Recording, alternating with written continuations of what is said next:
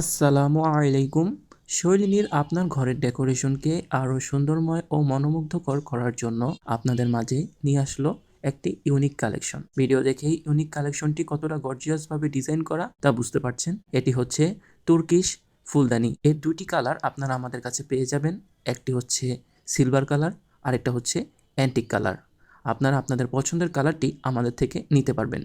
এগুলো সম্পূর্ণ মেটালের তৈরি। আপনাদের জন্য আরও রয়েছে শৈলিনীলের পক্ষ থেকে প্রত্যেকটি ফুলদানির সাথে 10 বছরের কালারের ওয়ারেন্টি।